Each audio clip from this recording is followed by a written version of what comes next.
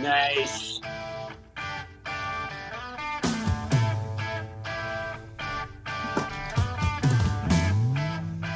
Not live from Milwaukee, but with a glass of scotch. A little dazed and confused. Little dazed and confused. Little Alice Cooper to bring us in. Because our defense is mean. It's nasty. We used to be a nice fan base. This is actually fitting because I wanted to talk about something here. But before I get into that, this is the Fighting Irish Faithful Show, Volume 107, the bye week, worst week of the year. Well, actually, I think we have two in the next 5-6 weeks, whatever it is. Really appreciate you all being here. Fighting Irish Faithful shows. Notre Dame comes off their hot win over the USC Trojans. And we finally get a bye. We finally get a rest, but not the podcast. Nope. We're still gonna pod. Of course, we're gonna do the show. Why would we not do the show, Red Snapper? I don't know what we would do. I mean, we'll sleep or I don't know, something else around the house. But we're here to talk to the people, talk Notre Dame football, and we'll talk about the offense because it's got some problems, of course. We can talk about USC and pretty much whatever people want. There's a couple things I wanted to talk about first, and the first is related to the rushing of the field and the video that went. I think Barstool released it first, and then I ended up talking to someone on Twitter a little bit about it. I won't go into details there because don't have permission really to disclose too much, but did get a little insight into the guy that ended up going up to Caleb Williams and kind of trolling him at the end of the game with the, hey, what's on your, let's see those fingernails now, or whatever it is. And I don't have the sound clip prepared here, but I wanted to address that because I saw, for the most part, most fans were, just like, ha ha ha, screw you, USC and Caleb Williams. And then there's a few other people that are like, oh, this is classless, this is stupid, or, whatever. And everyone is entitled to their opinion. Don't get me wrong. Far be it from me to, well, that's not true because I do shout people down on Twitter a little bit. But for stuff like this, that's not really. The show is all about the First Amendment. We don't censor people's language. Well, yeah, what are you talking about? Yes, we do. Yeah, those are commandments, right? If there was exactly. If there was a crime for yeah, that's right. It's against your soul. But anyway, point being, people were there was a little bit of a discontent, I will say, for that. And look, that's fine if that's your opinion, and I agree with you from the sense that it's not classy. But I would also argue neither is rushing the field. Neither is the student section going, kill, kill. Or if anyone knows the actual chants that the students are saying, they're saying literally, suck it, Trojans, okay? So that's not classy either, okay? But I don't see that uproar on Twitter. So maybe there's a fine line between just shouting stuff in the stands versus running up to a player after they've lost and putting your phone in their face and shouting stuff. So now I will say this, Caleb Williams is like the villain, okay? He's like the Sith, Darth Maul character, right? Now, this dude that walked up to him is not Obi-Wan Kenobi, but the point being is I personally don't really have a problem with it because this is a college kid, this is college, this is football, and this is our rival, okay? And quite frankly, I think Notre Dame could be a more hostile environment, and this kind of feeds into my overall MO that says, hey, this should just be the way it is. I'd rather it be a hostile place where opposing fans come here and be like, those fans at Notre Dame are assholes, like to an extent, right? And it's really not that like that at all at Notre Dame Stadium. But, there needs to be a little bit of attitude, a little bit of pride, and a little bit of just being an a-hole a little bit, and rubbing their nose into the carpet here. So that's just my opinion. Had to address that because I've again, people are entitled to their opinion, but I disagree. I this is very similar to the photo from last year, us being Clemson, and there's the one dude giving double birds to the looks like an offensive lineman for Clemson, and clearly these guys, these athletes, could just pummel them, and they don't because they'll have negative repercussions. And so, yes, it's not classy. But at the same time, I'm also like, look, you rush the field. This is just kind of what's going to happen, right? And like they lost, right? So all you can do is just leave. It's like when people talk snap, to me on Twitter, after we lose, it's like we lost. What can I really say, other than just be petulant and make excuses, which we're not going to do. So, Red Snapper, do you have an opinion about that whole thing? Well, I agree with you that there needs to be a little bit more less gentleman character at Notre Dame Stadium. I mean, you and I have personally had our own angst with people who, either refuse to stand or don't stand or complain about you standing. Like, I even it's a wanted to football switch game. seats with We're here that to guy, cheer. and he didn't even want to do that. And I'm like, whatever. I'm drunk. The infamous guy known as Larry is what we called No. him. No, I called him Carl, I think, but that was the Navy show. Yeah. But anyway, I definitely want to see a little bit more hostility. Do we need to go to the point of flipping double birds or trolling somebody on the field? Probably not. No, but at the same time, I get the attitude shift, and the student section is always going to be the student section on campus. See, that's the thing. Like, they're students. If they were not students doing that, I'd probably it's not Jerome Bettis doing it. If it's not Adam alumni, Dowling doing it, I don't know. Maybe boosters. It's definitely not a booster. I'll tell you that. Unless So Adam Dowling tackled someone at USC. I don't know, but we brought Adam on because he has a he's at most home games, if not all of them, and so I think he's a viable person to have an opinion. Do the people yell at him when he's standing? Because I know he stands. Yeah, no. This is where everyone's wrong. USC and Caleb Williams started this last year. Yeah, in November. Dicks. When they put F Notre Dame on their nails, he did jumping in the end zone, doing suck it to his crotch. Did he do that? Heisman pose. Yeah, he did. Yeah, I don't remember the suck it pose. The Heisman thing, I don't really mind. Like most Heisman people do pose, that. Lincoln Riley just kind of lying all week about Branch playing. He wouldn't do a walkthrough in Notre Dame Stadium. Like this was a they were been so cocky for a whole year about what they were when we weren't even really a very good team last year, and they didn't have to play Oregon, they didn't have to play Washington. Nope. They played a bad Notre Dame team last year. So this is all their cockiness. I wouldn't say we were bad. We weren't great.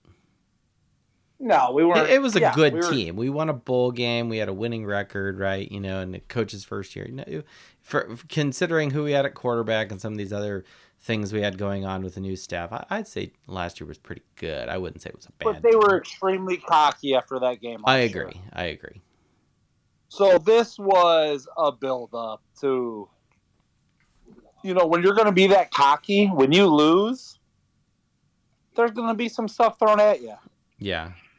Well, and it's a rivalry. Like, it's not like if we did that against Pittsburgh or something, in 2 weeks, like that's just like it's Pitt, like, and we'll talk about Pitt next week, but because I'm already getting anxiety thinking about that. But the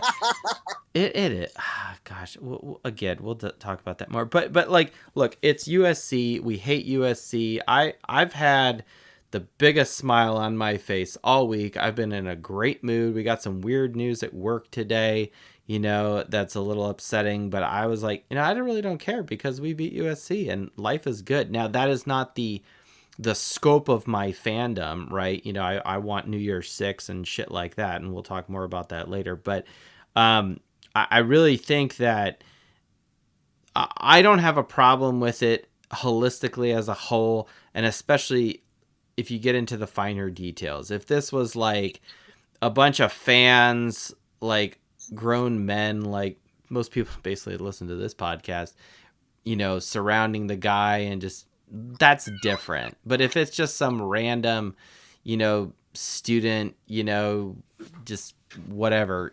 I don't care. He's probably a sophomore, junior kind of range. He probably lives in one of the dorms. Not hall. Pick your favorite men's dorm at Notre Dame. And it's his time to just be a college student, and that's just kind of what happens. Yeah, I mean, I was on the field after the game. There was no one being like crazy or anything. But when you're going to put F Notre Dame on your nails right, and do a whole show about it, well, you've opened the door 100%. Yeah, I think you're so asking too. for it. I think so too. You're asking for it. You don't think a student's going to get down there? And you know something? If Caleb Williams didn't want to be right there, he would have ran off that field immediately. It's real simple to get to that visitor's tunnel, like right now. As soon as that clock hits 0. Yeah, that skinny tunnel, right? Yeah. So don't act like it was some horrible thing. It really wasn't. Yeah, I think there's a fine line between being good Catholic Christian gentlemen and look, this is football. It's you're literally wearing pads because you're beating the hell out of another human being. Okay, it's a violent contact sport. Okay, let's put it into a little perspective here. All right. Yeah, and it's not like one of the players is doing this. Fucking golf, somebody pulled right? out their cell phone from their thigh pad or something. This is some random student that is going to latch on to the little bit that he can, but it's not that big a deal. Like, we actually have some people in our tailgate party that their son's a student at Notre Dame, and they brought a Clemson helmet back last year to the tailgate. So it's really not. Stole a Clemson helmet. Yeah. Okay, that's funny. Okay. So I don't think the video's that big a deal especially he did a whole show on Fox about his nails. Did he really? Yeah, last year I think it was before the Man, I don't watch any of this shit. Game what or was something. this on TMZ? Yeah. What are you watching? No, it was a Fox. It was with him and Matt Leinart. They did a whole thing about doing their nails. This is this clearly is a USC thing. Okay. Yeah. So they were asking for it. Like, come on. And you could tell. I mean, Notre Dame Stadium was jacked. It was. Yeah. And well, why not? We had 5 turnovers. We're completely embarrassing the defending Heisman Trophy winner.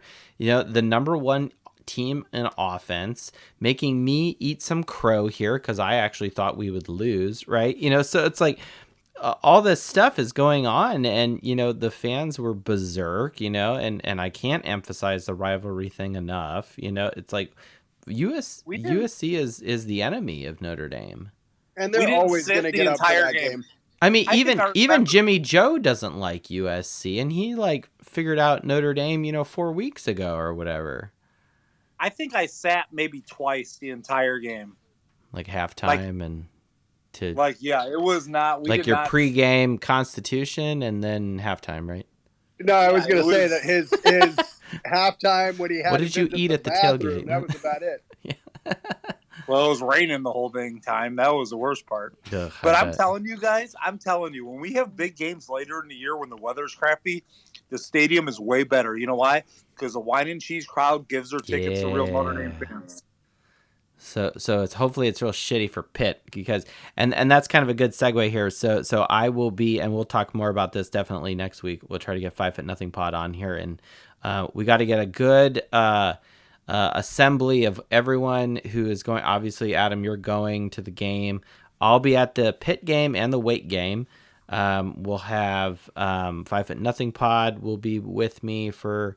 I'm actually his Uber, and he's bringing the misses, so that's cool. Some other Dos Leprechauns people I know, some South Bend locals. So we'll have a good group of people for the Pitt game. So we'll have to meet up or whatever. Probably not rush the field, but we'll do our thing. Definitely sounds good. I mean, it was it was definitely a good night. I've argued with other people in our fan base of what game was more important, or not so much important, that's bigger than Notre Dame fans, USC or Ohio State all summer. And I'm telling you right now, that stadium was more jacked for USC, which I would expect, than it was for Ohio State. That stadium was Yeah. awesome Saturday. I think it's because we have a history with USC and we don't with Ohio State. And with Ohio State, the history is nothing but losses, right? I mean, we haven't beat Ohio State in a very long time. Certainly not in my memory, right? And the and they have been kind of kings of the Midwest, for a long time. So I think, though it's a big team, it's a big opponent, there's some nervous energy there, and we talked about this in the post game, that we kind of got in our own way, and we could have and probably should have won that game, but we didn't, and so it will officially go down as a loss. But that doesn't change the fact that, to what you're talking about, Adam, that there's something special about when you play your rival, a team that you genuinely despise. Like, I don't despise USC, or excuse me, Ohio State. I do despise USC. Then after that, it's Michigan, then Miami, right? Like, Ohio State is very far down the list. Okay, they're probably like I probably despise Michigan State more than them. Okay, that's just one man's opinion. I don't really have bad blood with them, other than their fans are kind of stupid. But at the same time, it's like, look, their team keeps winning. It's like trying to pick a fight with an Alabama fan. Like, that's kind of stupid, or even Georgia today. But Georgia fans and Alabama fans, I think, are a little more rational than our Ohio State brethren. I don't know. Yeah, Ohio State fan base, to me, all the years, pretty much my whole life, I've been going to Notre Dame games and seeing all the different kinds of fan bases. I think Ohio State fans are the worst fan base I've really connected with. Yeah. And I don't think it's like, it was kind of weird because at the game they weren't that bad. It was more like social media. It's social media. Bad. Yeah, I think the people who are actually going to go out there, and that's probably just a byproduct of social media as well. People behave on social media, or say things, type things, text things, whatever, that they would never ever say or have the courage to say in real life. That's not me. I'm pretty much what I say on social media is probably how I am in real life. Maybe I'm a little more polite, but I offered USC football to be co-host, and I took a picture of the guest chair here with a lap blanket here to soothe USC and their feelings. And See, that's the problem. I think why Notre Dame fans were so jacked up about this too is it's just the cockiness for the last year from them. Yeah. And them losing was just such a shock to them. Like, it could never happen. Like, oh my gosh. Yeah. Like, it has been, Lincoln Riley is like the king of cocky. Lincoln Riley is like a young Brian Kelly to me. Like, he is like, interesting. Like, his attitude and his cockiness, and like he could never, and he won his first time, and Caleb Williams' cockiness. But he's seen Rudy 50,000 times, right? Yeah, but there was no respect from the rivalry. What's up, Wookie?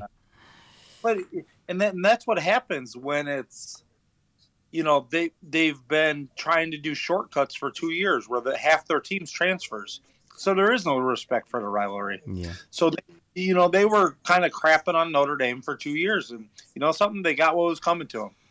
Yeah. We've invited Wookie, I see you there, Jay, and then Coach Barsegian is here. So I see right. Red Snapper just retweeting stuff. Adam, you don't have to go anywhere. I think we're just going to have an open forum here tonight. We're probably going to be a little light on people, probably just some regulars, maybe a occasional person we'll bring on. But it's a bye week. We'll kind of just throw it around and have a roundtable type discussion, I think, tonight. Jay and Wookie, I see you guys there. We'll go Jay first, then back over to Wookie. Jay, what's up? Yeah, the only thing I'll say is, Adam, Lincoln Riley can develop a quarterback, and Brian Kelly can't. So he's a little bit better than Brian Kelly. Well played. Well played. Yes, true. I like the slow clap. I like it. I mean, it's true, like, and I'll say that. I remember when USC, got rid of, the nonsense that they've had at coaching staff, like Clay Helton, I was disappointed that they fired him because, we owned him. But granted, Clay Helton actually won a New Year's Six Bowl with USC. People forget that, but we haven't. And neither has Brian Kelly. But when they hired Lincoln Riley, I was like, okay, USC is actually getting serious here about hiring a coach with a fantastic winning percentage, who has the ability to develop quarterbacks and get teams, in double digit wins every year. So that is quote unquote a concern for me as a Notre Dame fan because I hate that team. But at the same time, it's like, okay, USC ponied up. They went out there and with a briefcase of money and went out to Nebraska. To where's Oklahoma? Not Stillwater. Norman, Oklahoma, and said, hey, get your ass over here to LA or Long Beach or where the fuck he lives, and says, hey, let's do this. And I remember the day that it got announced, and I texted you, and I was like, dude, this is a serious hire. It is a serious hire. And I was like, okay, this is, and what's interesting, I didn't think USC was going to get him. I thought they were going to get like someone from the pros or something like that. But then they went out and got a successful coach in college. And I was like, all right, this is actually a very, very good hire for the Trojans. And so part of me, I'll when I see something good, I'll call it out. And I kind of did a slight tip to the hat and said, okay, I think this is a good hire by USC. And time will tell, on how they respond, to Utah, with their next game. And then, they got Oregon and Washington coming up. I'm predicting the USC will lose at least 2 of those 3 games. It's going to be a tough road for them for sure. I mean, they might have a worse record than Notre Dame at the end of the year for all we know. It's very possible. Exactly. They have a lot. We have really one more tough game. If I look at teamrankings.com, it's the Clemson game. But statistically, there's Stanford as well. There is Stanford, but they're in a struggle. They have a new coach, and they're I mean, I haven't done any deep analysis on Stanford, but teamrankings.com is saying the statistical likelihood for Notre Dame is actually a 10-2 record. That is the probable most likely outcome of the regular season at 47%. After that, it's 9-3, just under that at 44%, and then it drops off huge. So statistically 9-3. But 10-2 is most likely. Clemson, that game is right now they're giving us 54% chance. Stanford is the quote unquote easiest game left on the schedule. So, which is never an easy one for us. No, I wanna jump on one thing. Sorry, it's Wookie, and I changed my screen picture and my name. But I wanted to say that while I was working Saturday night, I was on a call right when we had that touchdown 99-yard return.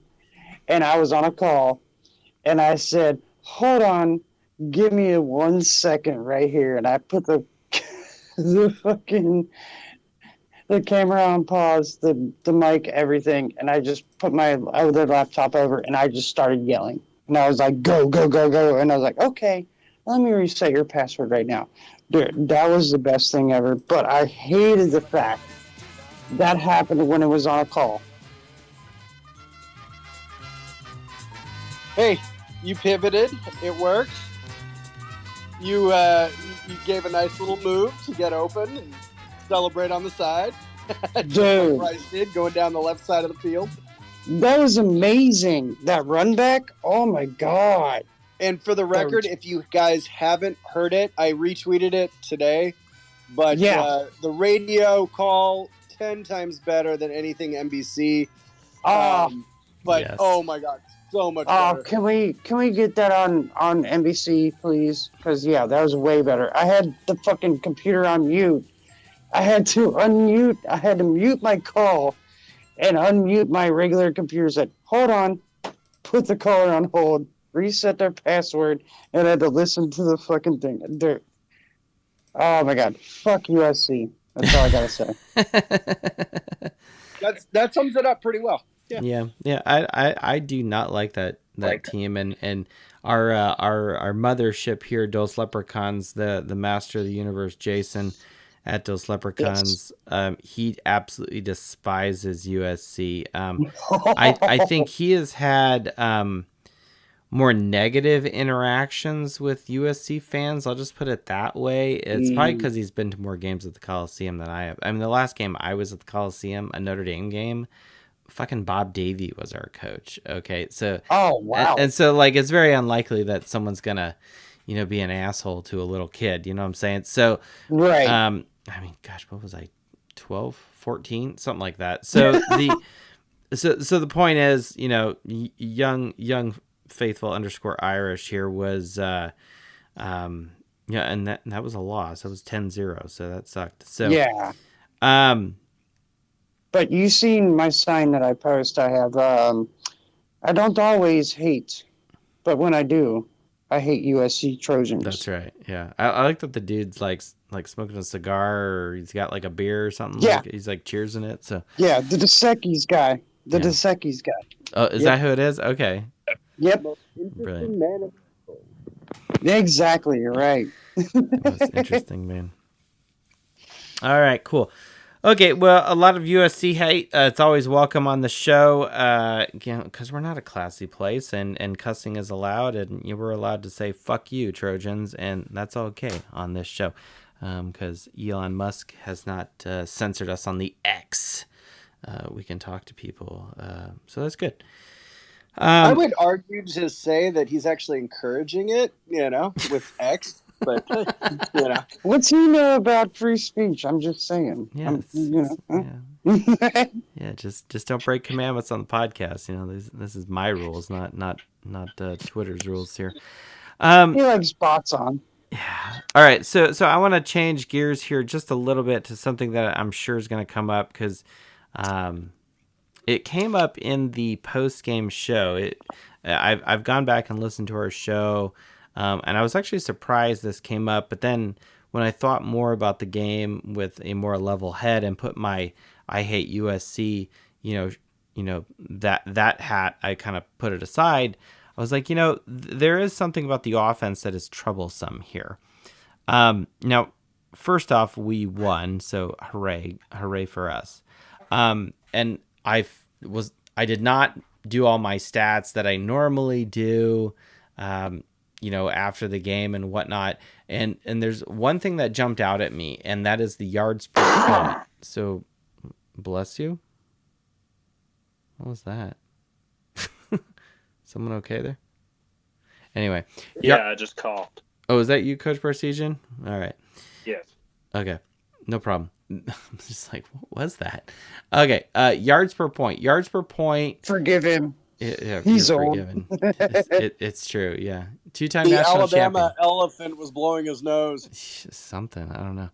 The they didn't have the elephants at the zoo when I was there on Saturday. I had some dope pictures of me as Mandalorian. So, but then they kind of got shitty with me wearing my helmet, which doesn't make sense. But You were as Mandalorian? What? Oh, trust me, it'll here. Let me make a note to make sure I put that on here.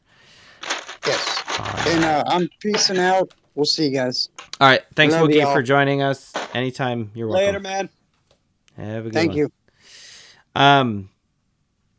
So yards per point, we finally put that together. Notre Dame, this is the best I've ever seen Notre Dame do this. It was 5.2.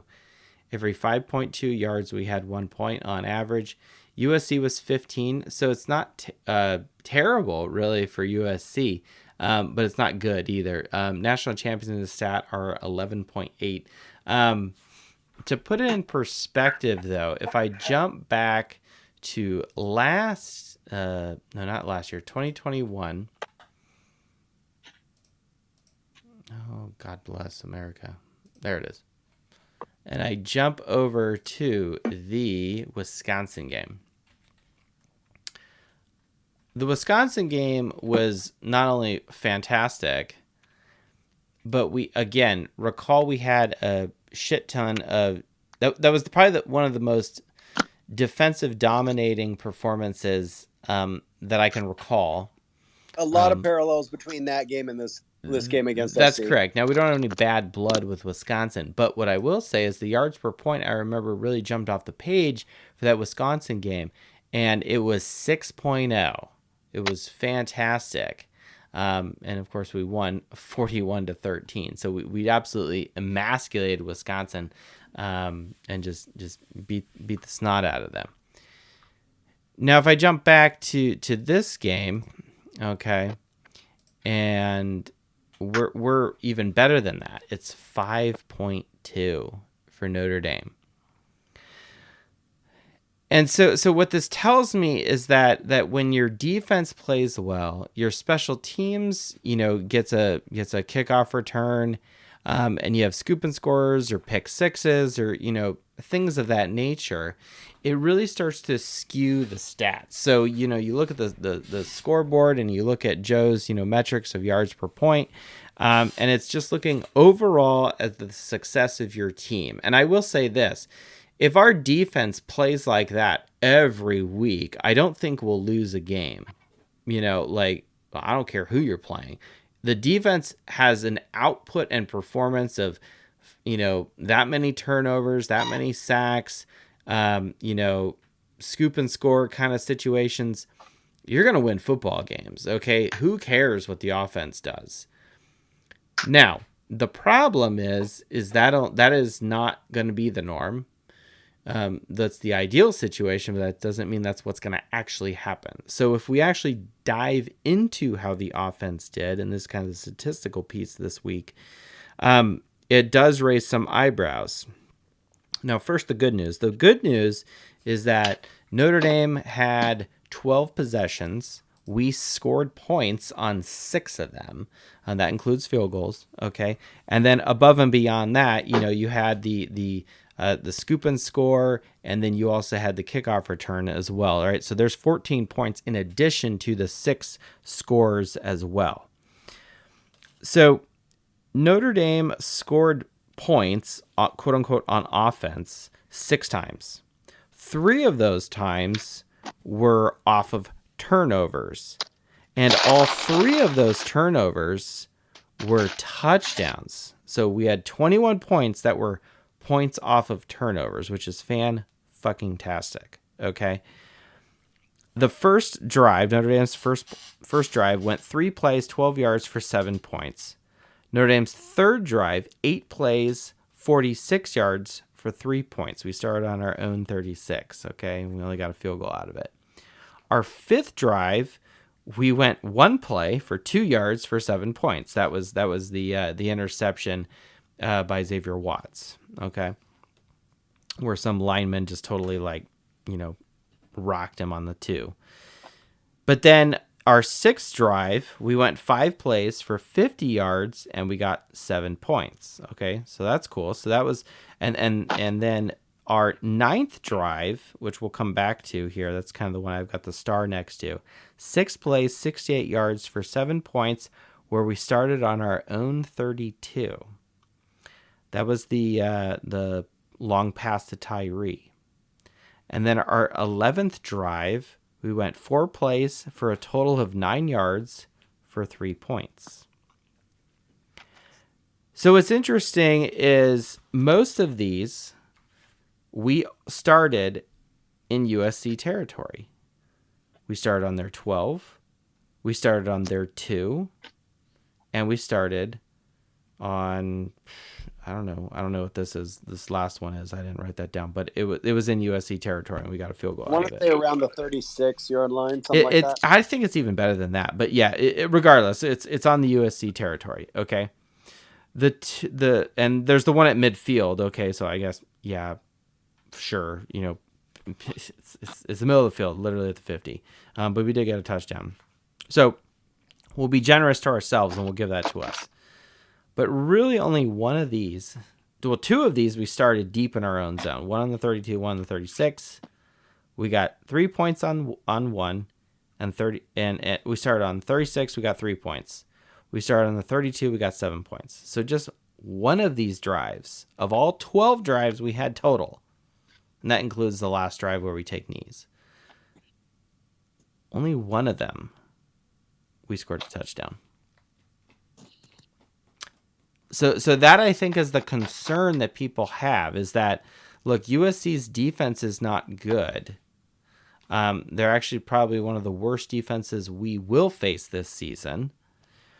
And if you really look at, like, okay, you're deep in your own territory, you have to march down the field, score this, that, and the other, that's of concern. Now, what I also will say, though, is most of these times that Notre Dame had the ball, we had favorable field position too. So it's kind of a good thing we did score as many points as we did. If I kind of flip the coin around and say, well, look, we scored. You know, you were given this gift on a silver platter, and it's only the last drive at the end of the game, the 11th drive, when the game was kind of, you know, already spoken for, that we didn't score a touchdown. We got a field goal out of it, and then, of course, you take a knee at the end of the game because the game's over. Which personally, I'm a run the score up against your opponent kind of guy. You know, I'm like, yeah, you can hang 50 on USC, you do it. But again, that's just me being an asshole and apparently a not nice fan. You know, who rushes Caleb Williams. So, questions, comments, concerns, thoughts about this, Coach Barsegian? I know you got an opinion.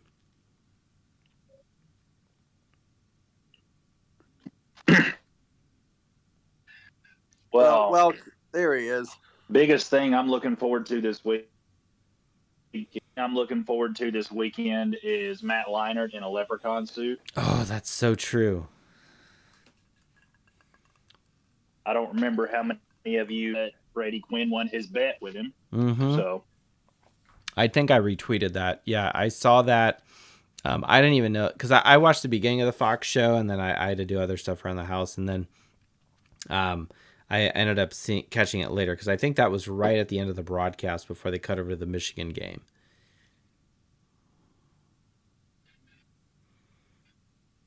say, not been so happy to be so wrong about my initial judgment of how the game was going to go.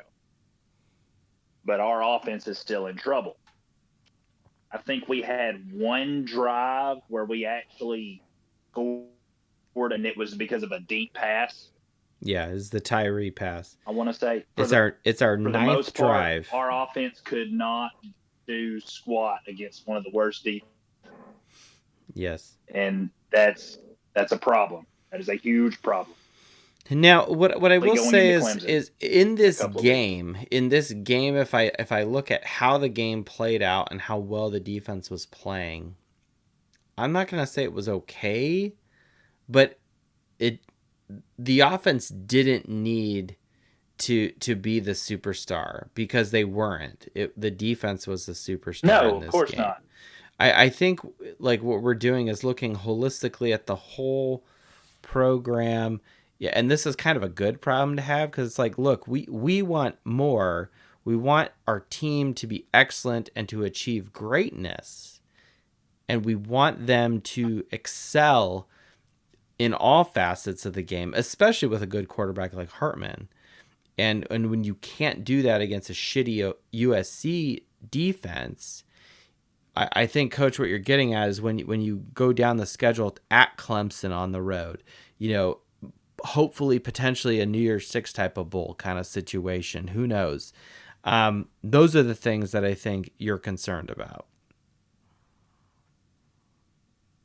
For us, we've only got 4 consecutive games left instead of 8. So not be near as they were by the time we got to Saturday. So basically, the toughest game we have left is Clemson, and we still have plenty of time as far as the defense not getting overworked and exhausted. There's plenty of time for them to recover, because, again, it's a fraction. It's half of what we had to deal with at the beginning of the season to this current point. Yeah. If that makes sense.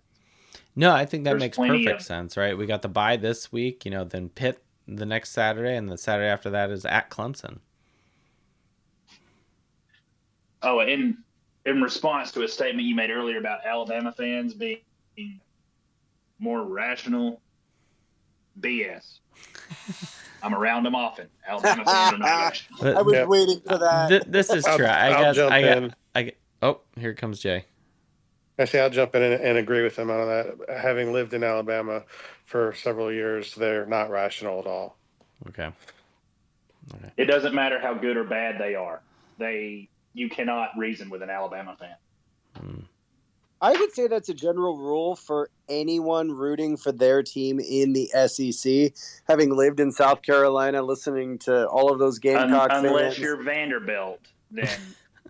Well, Vanderbilt just doesn't talk shit. They just sorry. We know our role. They know their place is to bring up the SEC's overall GPA, and they accept Exactly. that. Exactly. Yeah, that's great. The Commodores. Yeah, I'll be honest. I haven't had too many interactions with Alabama fans, and it's probably like,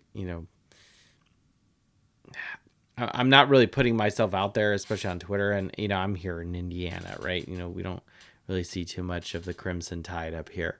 Well, consider it's too yourself cold. blessed by God Almighty that you have not had many interactions with Alabama. I mean, I'm not that much far north of you, Coach Barsigian, all right. So you, Coach, are of like mind with me, where you have concerns about the offense. Yes.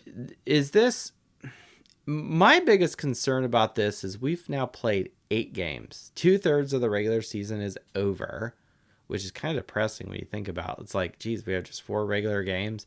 Most likely a 5th one. Well, we are bowl eligible, so there will be a 5th one. But we're like, gosh, is this really what our offense has become? Like, we were putting up shit tons of points against, the first 4 teams that were mediocre. Then we play the next 4 teams, and the offense just seems to kind of sputter and stall. Now, this last game on the scoreboard looks convincing, but at the same time, it's also like, well, if you do the deep dive like we just did, not really. Can we get Greathouse and Thomas healthy? And I think it improves. That's an interesting point. So I brought up the statistics because I had the feeling that people were gonna go to the receivers, and I'm not saying you're wrong. Now, we had mentioned this on the post-game show that, do you guys know if we just look at touchdowns, who has the most receiving touchdowns? I'll give you a hint. It's a guy who only has 10 freaking catches. Tyree. Stays, yeah. Close with Tyree. Tyree has 3. He has 16 receptions. Greathouse has 3 touchdowns. He has 12 receptions. And then you've got a guy with 2, 1, 1, 1, 1, 1, 1, 1, 1. I mean, it's nuts. We have 20 total passing touchdowns, which is actually pretty decent. The problem is we don't have the sure-handed Golden Tate. We don't have a TJ Jones. We don't have a bell cow receiver. We do not have a Jeff Samardzija. We don't, and sometimes maybe this is good because then it kind of frees things up and allows some flexibility out there. But let's face it, if we had a quote unquote superstar out there that was a surefire, this is receiver number 1 kind of guy, it would tip the scales here, and that's not what we have. I think it's more of a play calling issue. Yeah. I don't think it has anything to do with receivers. I think it's play calling. It's Tommy Reese light, if that makes sense. Yeah. It's that it's what he's doing at Alabama. Let's just spin the wheel and see what happens. But it's more of a I really don't know what I'm doing here or why I'm here. I'm lucky as hell to be in this position just because I'm buddies with Marcus Freeman, and it is what it is. More Yeah. of a situation. Yeah, I am a little concerned about the offense and the play calling. And like I didn't think the play calling was necessarily bad. Like there's only a handful of No, times it where was I'm more like, aggressive than we've seen the last 2 or 3 well, weeks. and what's But interesting is, and I think Red Snapper brought this up, is like we had our last two. Oh, I made note of this. Shoot. Yeah, in we got the ball to start the second half. We had two back-to-back 3-and-outs. mm-hmm. And I don't think Estimate was in at all or got any touches in either of those two series. And then surprisingly, what happens when, when he comes in the next time? It's He barrels his way through the defensive line, and yeah, good stuff happens. There's a reason why he had 22 carries. I got the play-by-play chart here. Incomplete pass to Holden Stays, incomplete pass, punt. Then pass complete to face on, Jeremiah Love run, complete pass to Ford. All right, then punt. Right, it's just like it's nuts. Okay, and then the play. Whoa, what the hell is this? Fucking ESPN. Fuck you, ESPN. Sorry about that. I thought that shit was muted. Apparently, and I actually go through and try to mute the tabs because I know they do that, but apparently I fucked up. Okay, but then lo and behold, our third possession in the second half. Now, granted, at this point we're up, by a lot of points, which is great. We score a touchdown. And what do? Oh, maybe we should give it to that Estime guy. We hand him the ball from our own 32. His first touch, he runs 7 yards.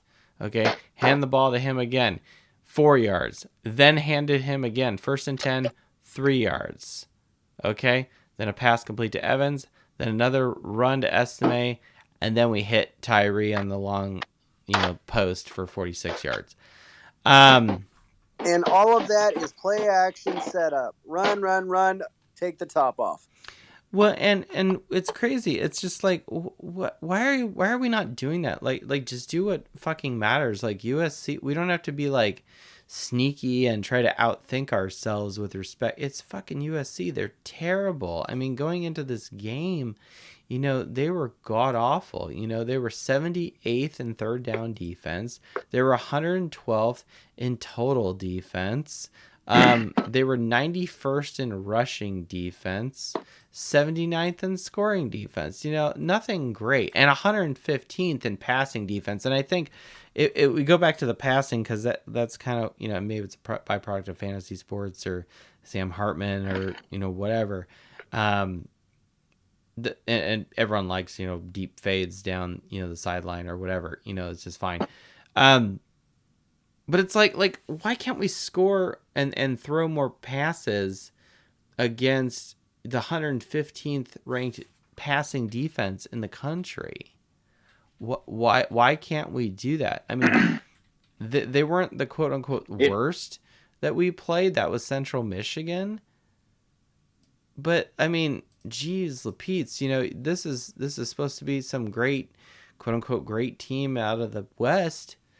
With a Heisman Trophy quarterback and stuff, but their defense is trash, and we can't throw on them, and that's and our fans know this, and that's frustrating. it makes you wonder if Parker's overthinking it a little bit. Like he's trying to execute so well that he's just like, instead of just doing the simplest thing that we all know would work, which is just throw the ball all over the field against USC, it's like, well, that's what they would expect me to do. So they're probably prepared for that. So I'm going to do this. And he's not even going to try it. He's not even going to consider it. So he's overthinking everything, and it's what's making him be mediocre at his job. I mean, I don't know enough about play calling and specific situations. Now, what I do have concern about is, are you using our talent effectively? And part of me kind of wonders if if we are using our receivers and Sam Hartman, quite frankly, the most effective that we should. Um, I really don't know the answer to this, and I'm really more curious about what other people think. What Jay thinks, what Coach Persigian thinks, what Adam Dowling thinks, and we got a new person here, Coach Welch. What you think about about the Notre Dame offensive play calling? Is it a problem? Is it suspect? I really don't know. I mean, we beat Some of it USC, to so we're me, happy.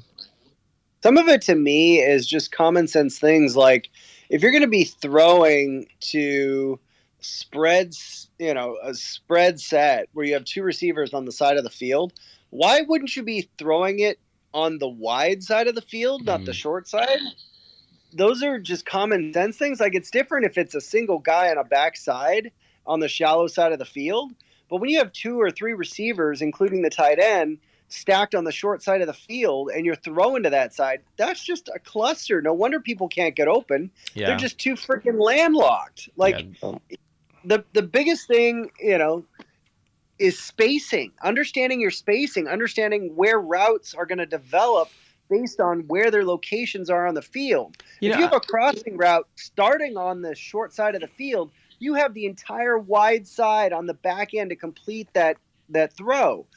If you're doing it the complete opposite direction, you have to wait for him a long time to get across the defense, and then you have a much smaller, tighter window, and then you add more people there.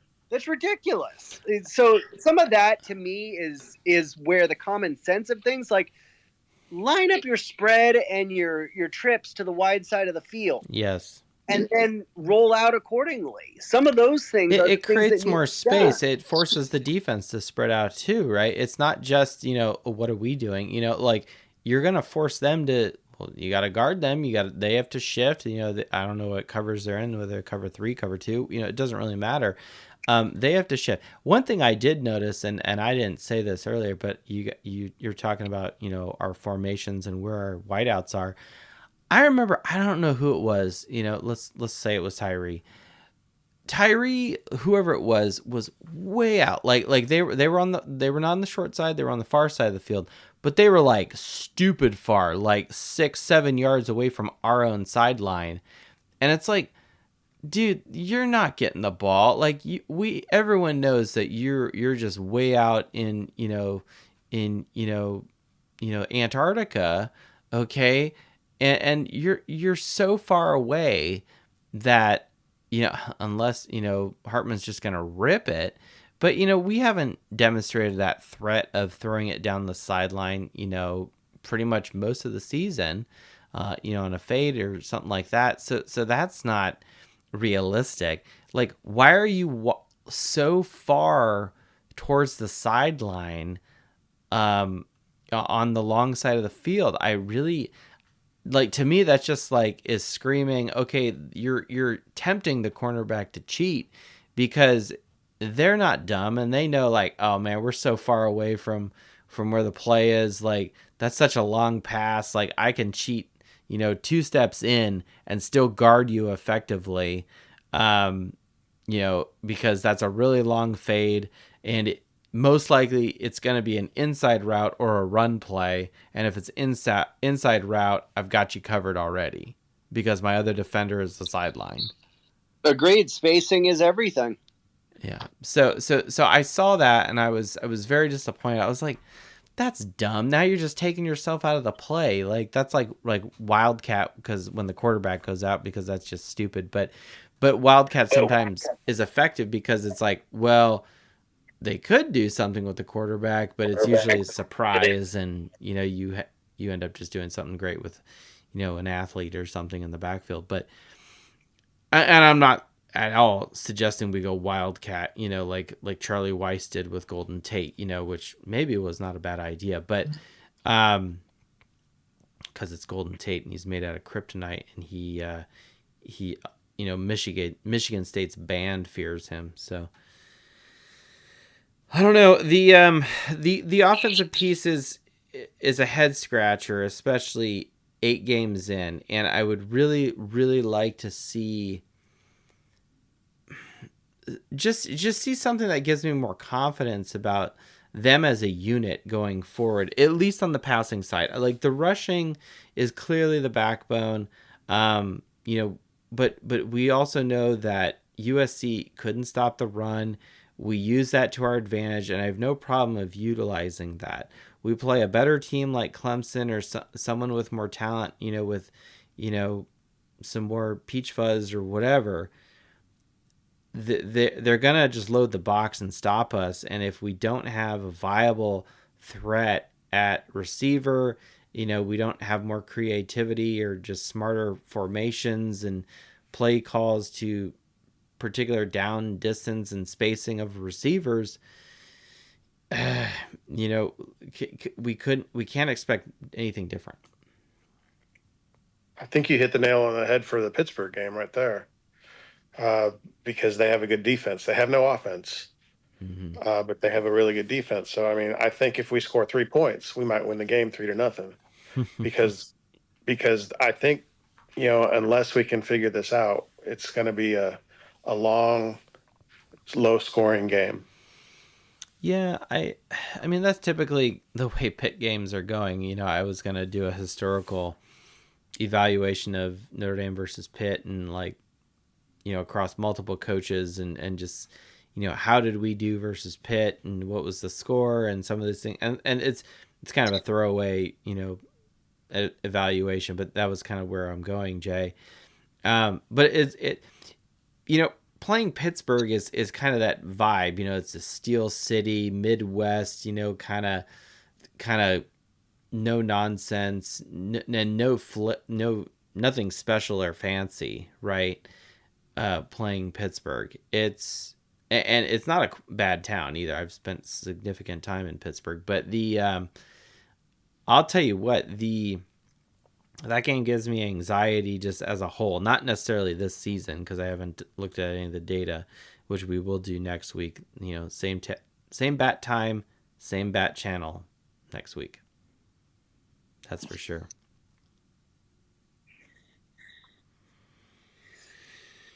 Well, what else? I'm surprised we don't have as much offensive discussions, especially from Adam Dowling. I don't know. I think the offense for me is we got to focus on the play action part of the offensive play calling, which, okay, so that means run the ball, really commit to running the ball, running formations, and even if he, does the split back with Love and, Price or, whomever's in the backfield, I don't have a problem with that, but I want Estime to still get his 20 plus carries. And we've got to understand our spacing on the field, our play calls, let plays develop. Hartman is decent mobile. Why haven't they done any boots, with, some rollout crossing routes? Like those are things that I would think Tyree on the backside post on a bootleg to the wide side of the field would just be money every single time. Oh, where Hartman looks like he's going to roll out to throw something to the flat, but then he pauses and there's a guy in a deep bomb kind of route. Exactly, Yeah. Which was a signature for my high school. We did it all the damn time. Well, sure, yeah. Well, and especially if you establish the run, like just throw Ford in there just to get cute, you're right, and he could look like a lead blocker and make it look like option. Granted, I kind of like option, but just because I like what it allows you to do. If you just pretend you're running option, and you have to run a couple options too, just to kind of let it sink in. But you're setting up for that kind of pass. If I look at Estimate, he's clearly the leader. He's got 787 yards. He's got 9 touchdowns on 127 attempts. He's scoring a touchdown every 14 attempts, every 14 times he touches the ball, right? So that's a good thing, right? That's not a bad thing at all. It's not, Julius Jones type numbers, but it's not bad either. It's actually pretty decent. I mean, with the offense, guys, I thought for 2 weeks in a row that the play calling was really bad. So I made when I got home from South Bend, I made sure the wife recorded the game for me, so I rewatched it Sunday. And I watched it close. And I really felt like in this game the play calling wasn't that bad. There was multiple plays. I felt like Hartman actually made the wrong read. And agreed. And there was multiple run plays where if we just stay on our blocks a little bit longer and a little better blocking, like they're huge runs. And I feel like we're just missing really big plays. Yeah. Like we're just missing them. And I guess my only complaint too would be I want him to get away from all these 2 tight end, 3 tight end, real tight formations, because I don't know this for a fact. Why, you don't like running the football? What's your problem, man? My eyes tell me when we're in like a 1 tight end or more of a spread formation, we run the ball much better. And it sets up because we've spread out the defense. Yes. If you're compact, the defense has the ability to surround you and hold the edge better. So that's one of those things that you have to be careful of. But that's where, motioning out of those sets. I mean, imagine a jumbo package that all of a sudden turns into a spread formation because your 2 extra tight ends are now split out. And now you can run a screenplay to the running back who's just going to the flat with those 2 guys as a blocker. There's so many plays that I could script on how you use your sets and your personnel. What I would like is if they use tight ends. Go ahead, Adam. We're running these tight end sets that when people see that 2 and 3 tight end set, they're bringing the house. When we're in a 1 tight end, 3 wide receiver set, Estime is pretty much getting the chance to run the ball against 6 defenders. Yeah. So we have sure, because you take all those guys out of the box. And he's averaging 7 yards a carry when that happens. Yeah. And then we can play action. And the one thing I cannot believe we haven't seen more of is the RPO game. So basically the game where Sam Hartman put it in Estime's stomach and then read the linebackers and throw balls behind the linebackers. We've seen like none of that. And that's awesome. I mean, personally, I personally don't like that just because I'm not a fan of the, either slow mesh or RPO. Like my thought is like, look, you just make a call it down in distance, and that maybe not be a popular opinion. If you have a mobile quarterback like a Malik Zaire, Brandon Wimbush, even Everett Golson kind of guy, even Ian Book, who was a very mobile quarterback, I think you can get away with doing that. I'm not sure if Hartman is that guy that we want to use in that capacity. I'm not saying you're wrong, and I agree with you 100%. It can be very effective to freeze and to understand while the play is going on, especially if you have trust in your offensive line, to make the read and decide on the fly. I do not disagree with that at all. One thing I did want to say, the slow mesh is different than an RPO. No, I know. I'm just saying, like, I was just saying both of them I don't like for the reasons I've already said. But I'm not trying to equate them as one. I'm just saying what I did want to say is you were talking about the double tight end set, and though I like it from a sense of power running and stuff, it'd be nice if they did that a couple times, and then it kind of rocks the defense into sleep, and then all of a sudden just leave the 2 guys on the left or the right. It doesn't really matter. But how about like whatever side of the field you're on, have the 2 tight ends on the long side of the field. All of a sudden, like, Hartman makes a call or does the leg, shift, motion. And then those 2 guys just get up and move out to wide. And now you've got a jumbo on the short side of the field, and you got 2 tight ends on the other side of the field. And you've got like, at least 1 running back behind you. And you're just like, you've got the whole playbook right now with that. You can run to the one side, you could run to the short side. You can pass to the short side. There's all sorts of things you can do out of that formation.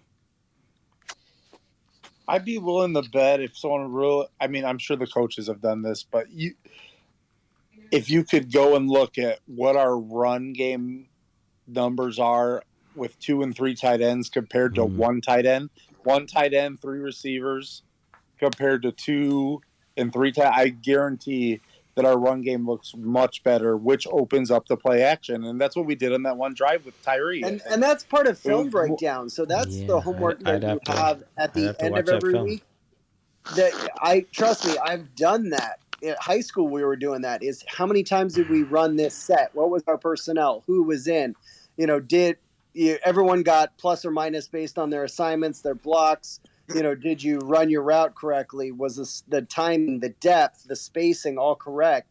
And you either got a plus or minus for the play, but they scripted everything, and you notated, what was your percentage of your success on your run plays out of a spread set, out of a split eye, out of a jumbo package. Like, we broke those down. If the coaches aren't doing that at Division I Notre Dame football, then that's right there number one.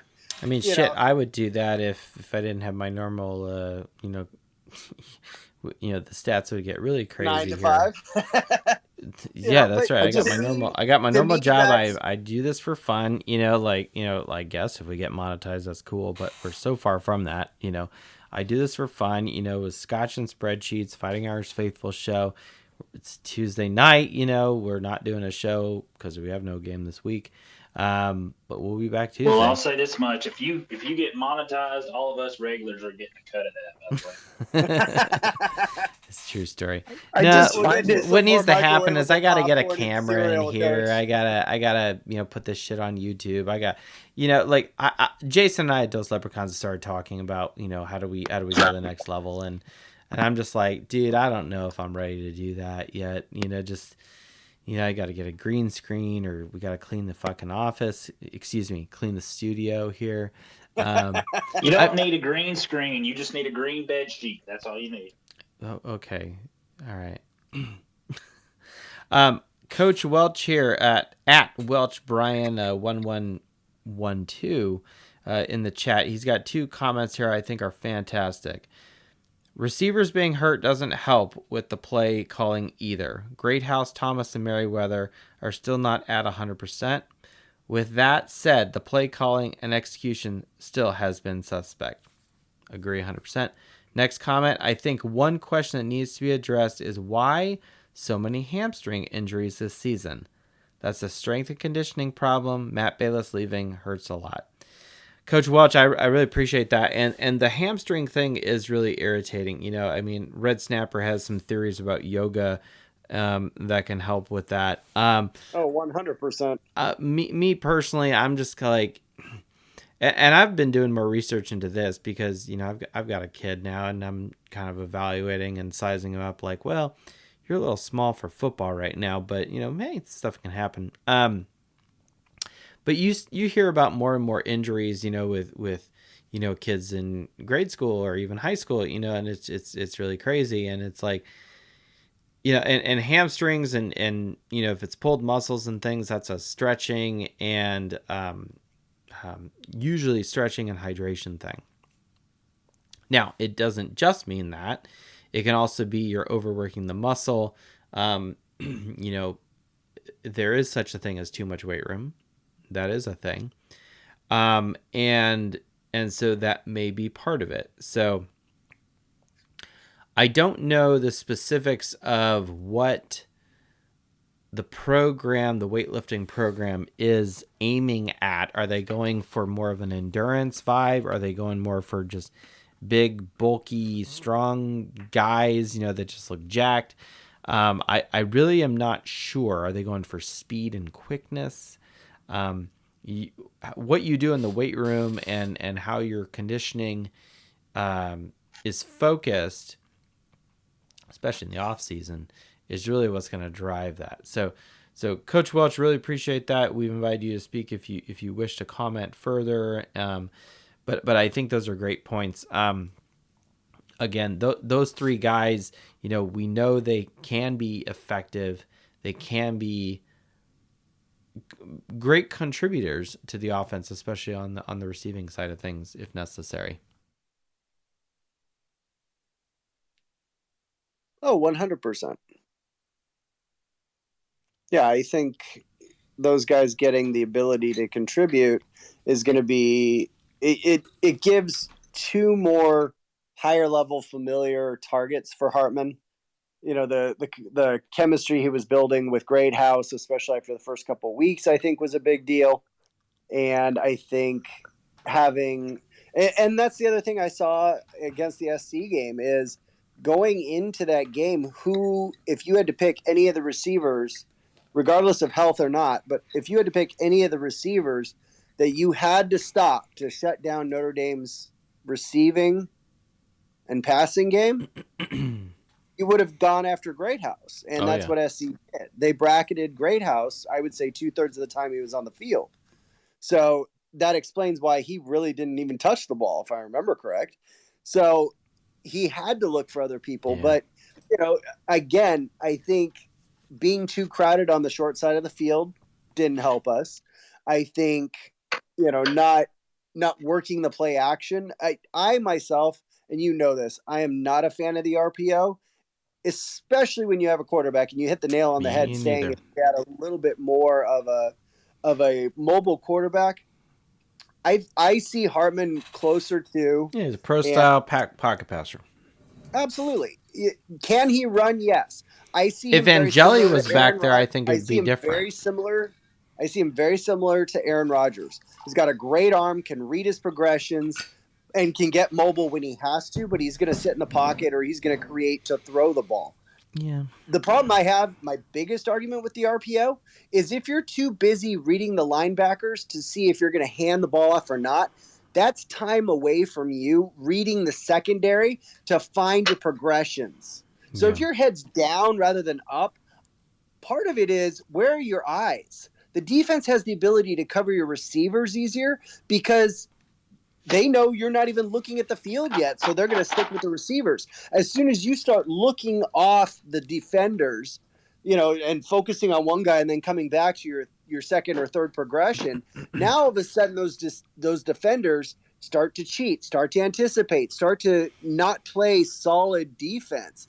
And that's the problem I have with an RPO. You're actually demanding reading your progressions at a much quicker rate because you're spending that 2 seconds of reading a linebacker or a defensive end that you don't have to in just a straight power run game. Yeah. And if you're going to do a power run game play action, you're going to fake that handoff while you're getting your 5 to 7 step drop. And by that time, your receiver's already made a break and hopefully has created some separation. That's the difference. That's why we aren't doing that. And when you look back at, okay, Alabama, last couple of years with Bryce Young, a little bit different.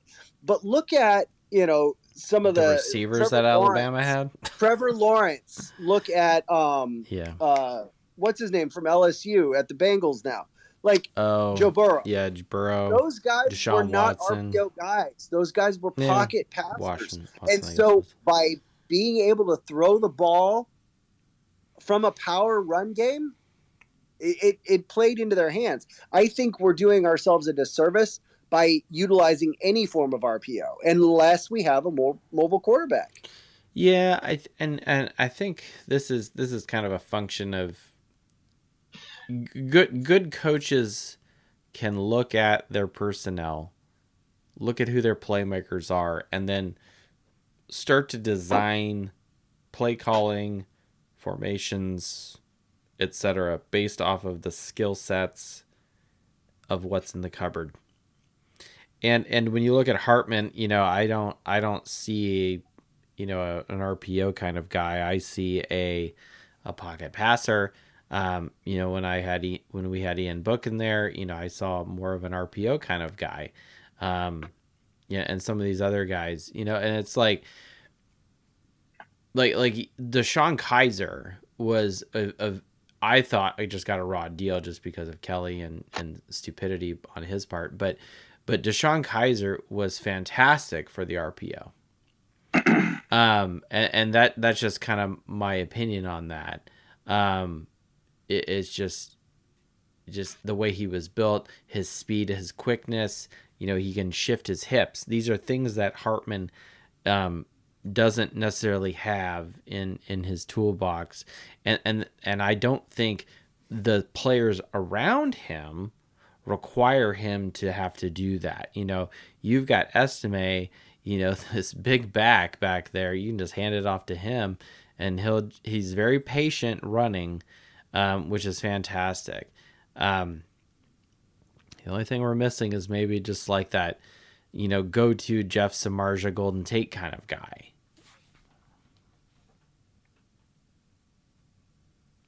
So that's just kind of my vibe here. So, well, we're kind of wrapping things down. Somebody mentioned Joe Burrow. I think it was you, Red Snapper. Reminded me of somebody last week talking about when Freeman was hired, the discussion of not interviewing other bigger names like Ed Ogeron, and it made me think of, could you possibly imagine Monster energy drink in hand and hearing, oh, yo, Irish football, just every press conference, not being able to understand a freaking word he said. I mean, personally, I don't even listen to Coach Freeman's press conferences. I think the last one I listened to was the one about Matt Bayless and his departure. Getting back to Coach Welch's here. I don't even think the words Cajun Irish go together at all. In Brian Kelly version or Coach Ogeron version? It's like the polar opposites of each other. Brian Kelly at LSU and Ed Ogeron at Notre Dame. Would Ogeron have pretended to have an Irish accent if he had came? I don't think he could try. I don't even think he could try. Yeah. It would be fun listening to it, but it would just be like, just stop.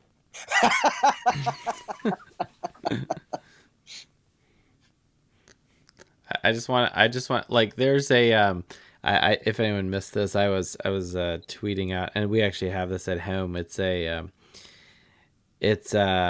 CD. Yes, I know I'm dating myself here. It's a CD of Father Ted Hesburgh praying the Rosary, and it's got all three. It doesn't have the Luminous Mysteries because it was published before the Luminous Mysteries were a thing. But the like any football team that says the Our Father, the Hail Mary, it doesn't really matter. It's always like stupid fast. Okay, I'm trying to like picture Ed Ogeron saying the Hail Mary. It's like, like what the heck are you doing? Like something about this just doesn't vibe with the Mother of God. It's just my vibe. I don't know. For me personally, though, there's something very, very soothing about Coach Ogeron's voice because it's very similar to Coach Rawlinson's voice. Just doesn't have the southern drawl, so that part it's kind of warm and comforting for me. So hopefully Rollo's got like a convertible that he just drives around and relaxes in. Like that guy. I should try to reach out to that guy and see if we can get him on the podcast. Good Lord, Red Snapper, you're in the neighborhood. You should try. I totally should. You should. I mean, shit. You got a ring from that place. All right, Mac. I see you there. You're gonna help close us down here. We've been having a good show. We had a lot of the regulars here. Mac, you're forming yourselves as a regular here. Coach Welch, if you want to talk, by all means, that's cool. If you just want to listen, that's cool too. No problem. It's a friendly place. We encourage all opinions, especially the bye week. It's really relaxed. Hey, the scotch and spreadsheets here. But there's we did a little statistical piece here this week, but nothing too crazy. Matt, who was it? Dr. Abby said, yes. You come for the scotch, stay for the spreadsheets. Someone said that, yeah. Something like that, yeah. All right. What else? Bueller. Mac, you there? I heard he was there. Yes, what's up? Yo, man. There he is. Welcome back to the show. You're becoming a regular on the show, which is a good thing. Oh, well, thank you. Yeah, according to Era Parsegian, if we get monetized, you're going to get a cut of that. So, I did want to say this. Like, I don't care how the coach sounds if they win a national championship. Mm. I really well don't. played. Well played. That is the toast of the night. Just saying. And also, like, and this is going to be controversial because I know that this guy left in a very bad fashion. Oh gosh. One could argue Brian Kelly is the best coach in my lifetime at Notre Dame. When were you born? I was born in '88, so like yes, Lou Holtz. Well, I was born in during your September lifetime. of '88. I was born in September of '88, so Lou Okay, Holtz we kind of won. We won the national championship January of '89, so technically that was your Oh, lifetime. was it in an '89? Okay. So they say it's the '88 season, but Would the you like to championship retract your statement, sir? I said one could argue. No, Well, not I'll now. disagree. Not now. Mac, you could. I'm not gonna. You were almost one. So Your But- monetization points have been declined now. of my conscious life, deduction. because I can't. Because I'll be honest, I really can't remember Lou Holtz. I just That's remember fair. my dad. I just remember my dad saying that Notre Dame got into trouble for grades or something like that. I Ooh. don't know if that's true or not. Okay, I won't go into detail here, but a coworker of mine has mentioned a source, and I'll just leave it there, that I should investigate, and I'm probably going to inquire about this, and it does involve the Holtz years, and I'll just leave it there. I don't want to get too much into it, but I will probably be doing some off-season reading. I'll just put it that way.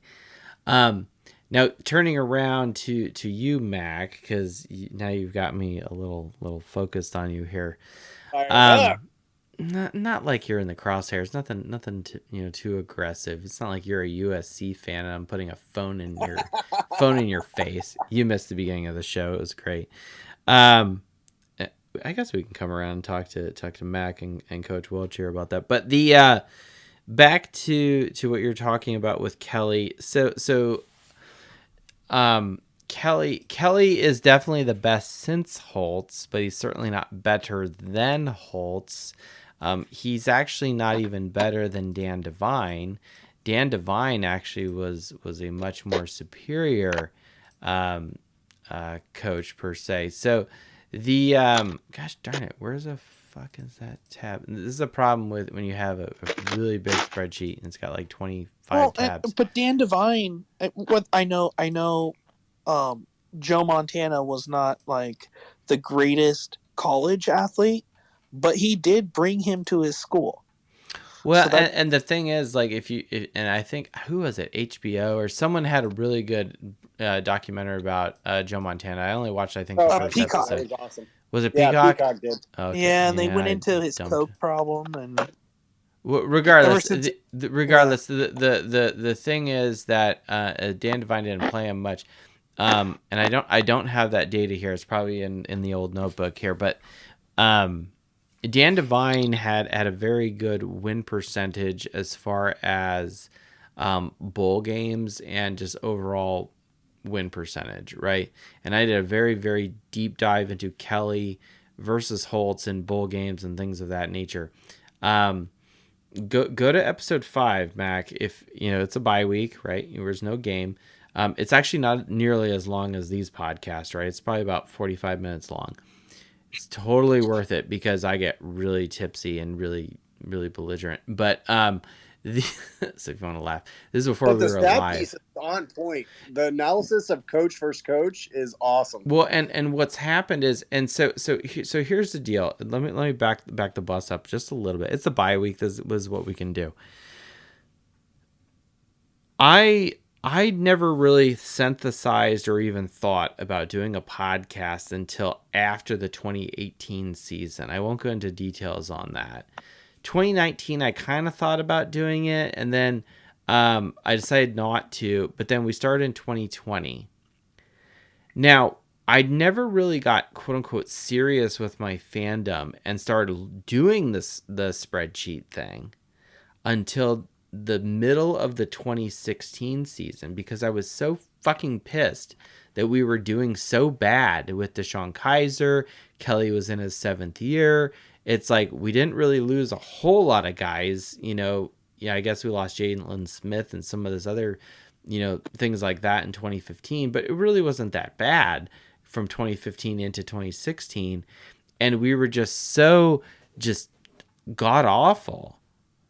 And I wanted to understand why. And being an engineer and a data-oriented person that looks at information and facts to make sound judgments and opinion, not just flying off the handles and doing, whatever I'm doing, and granted, yes, I drink scotch, but that's just kind of more because it rolls off the tongue and it tastes good. Cheers. But the whole point is that is when I started looking, and really the synthesis of the first tab of the spreadsheet was actually identifying a replacement coach for Kelly, because once that NC State game said, I want this fucker out of here. We're never going to win a title with this guy. We're not going to do anything good with him. And I wanted him gone. But then it was, okay, can we use win percentage and strength of schedule and recruiting and who's doing the most with the least and who's won bowl games and who hasn't and this, that, and the other. And can we sort of find a guy that I think can bring success to South Bend? And it wasn't Kelly. And so I go through kind of all that in the past. Now, fast forward to 2020, a lot of that data, was then like, well, why don't we like Kelly? He hasn't won a New Year's Six. He's let us down in some big games. His margins of defeat are really bad. And a lot of them are really bad in the later years. Not even like Holtz's bad losses are in his first 2 seasons. After that, he doesn't have a quote unquote bad loss by 20 Boston points College. or anything. But that's like a 3-point loss. No, right? I know. I'm just they're playing. close losses. It's close points. It's like you didn't get blown the fuck out like Kelly did against Michigan in 2019. Okay, that's what I'm talking about. It's like we should be past this. Can I counter? May I counter? Yeah. I'll let me say this sure. last piece, and I'll throw it back to you. All I'm saying is back to what Red Snapper is talking about. I went through and did all this data for probably from a little bit in 2016, and then is kind of building more and more. And then it got really serious in 2018 and definitely 2019. And then before 2020, I was like, I think I'm going to do this. And the audio is not nearly as good as it is now. We didn't have a mixer. Clearly weren't live on Twitter and some of this other stuff. We were still drinking scotch. We've actually always been drinking scotch, but the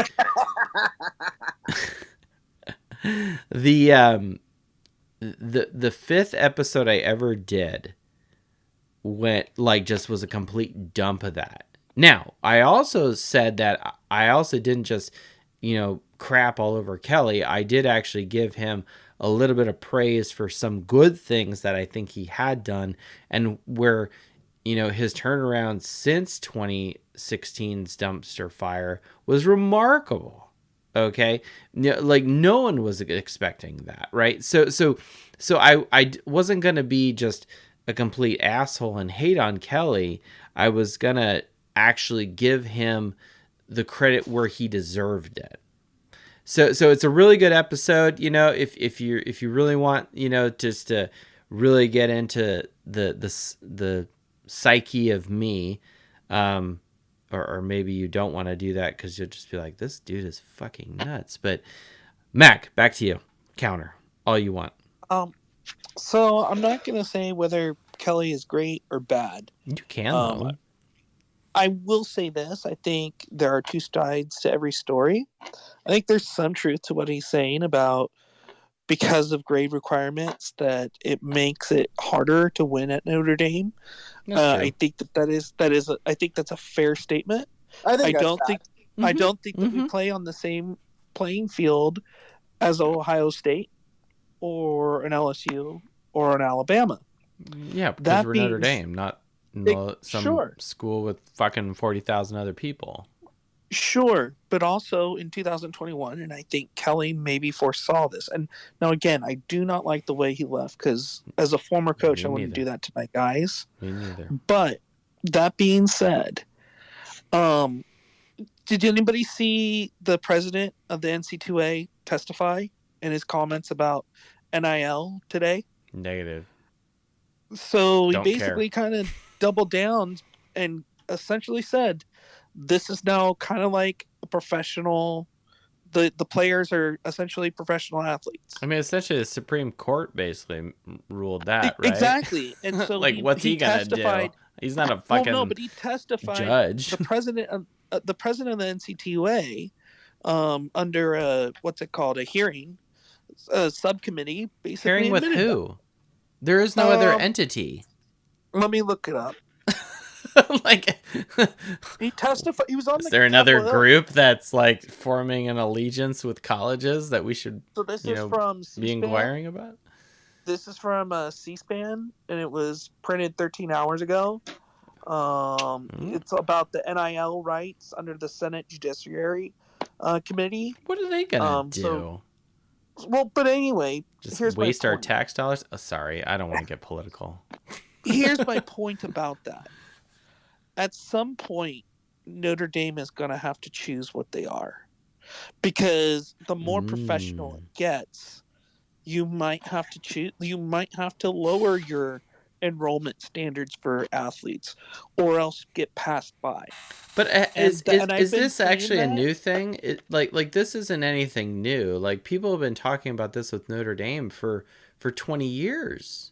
People were But talking that's about this when Tyrone Willingham was around. And I'm not. Look, I'm not trying to be rude, and I will. No, you're always not being still rude. I'm root- just saying I don't think that the I just don't statement think that you'll win Notre a Dame national maybe should championship. lower requirements for academics or some of these other things that you're talking about, which are totally valid. I just don't. I've heard that before.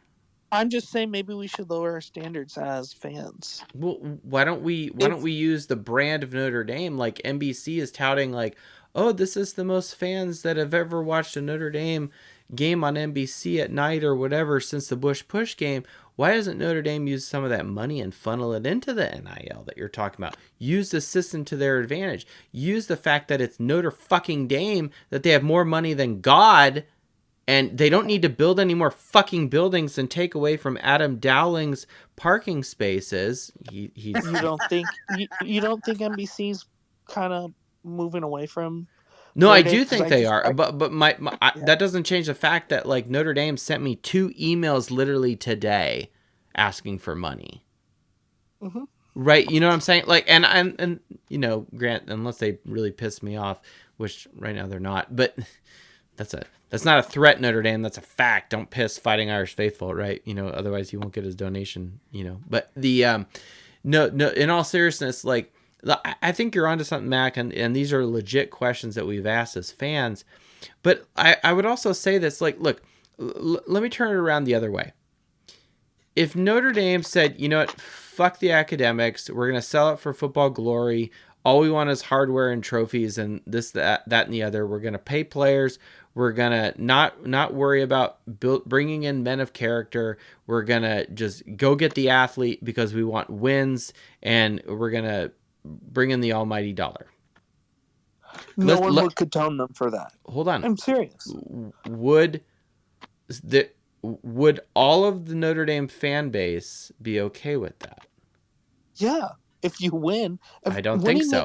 I don't think so, because I think that Notre Dame is something more than just that, and I'm not trying to, like, be city on a hill or be idealistic here. I mean, I am a little bit, but Notre Dame does something more with college athletics, with the fact that they are special. And there's a reason why people have. I've said this multiple times this season. There's a reason why people are Notre Dame fans and not Ohio State fans or Penn State or Alabama or USC or pick, or even Colorado right now. They're kind of popular right now. Notre Dame is something special with anything from Catholicism to the academics to social justice, or however you want to slice it. then if you want to Notre do Dame that, just focused on the football piece, that's not the identity of the university. I then mean, if the you Notre Dame want it, translated, from French is Our Lady of the Lake. so let me counter. If you want to be that, and that's respectable, I can respect that. That's fine. Then you need to acknowledge that as a football program, you're nothing special. And let me finish this point. And you're like and you do like Stanford because everyone respects Stanford. Ugh, Like I don't. I mean, let's. Their Well, it's a abandoned very tree is fucking weird. But to be fair, you respect a guy from Stanford. They'll get a job. They're really good. Like you respect them academically. However, because I think Stanford is in a conference, there's always those every 5 years where they get really hot. They go to an Orange Bowl and they have something special for 5 years because they'll get a coach that wants to use them as a stepping stone. And that's what I mean. I think you would have to, I think if you want to be an independent, that means you're special. Okay, That hold on means a second. Hold on a second. you're Ohio Don't State. You're assume year that I like every year independence you're because I don't. well no, but I mean but I don't. the I the actually think Notre university Dame should join does. a conference. But that's my point. So the university does, and there's tons of fans who think that we shouldn't join a Yeah, conference. but there's also fans that are irrational and stupid, But right? that's my Like, point. That's my point. So you're gonna upset somebody. The one thing that joins everyone together is winning. that I'm is serious. true. That is true. There People is nothing that like recruits I'll be better. There's nothing that brings in money better. There's nothing that brings in exactly. fans better than just winning. But you have to Look at win games that matter. look at. I'll be honest. I'm a 49er fan, right? Deion Sanders won one Super Bowl with the 49ers. Where did he go the next year? The Dallas Cowboys. And you can't say anything, nobody has anything bad to say about him as a 49er fan, even though he was an Atlanta Falcon, which was in the division as the 49ers. And he was always a jerk to Jerry Rice, who's like God as a 49er fan. But Mm-hmm. but he helped you win the Super Bowl ring. So here's my point.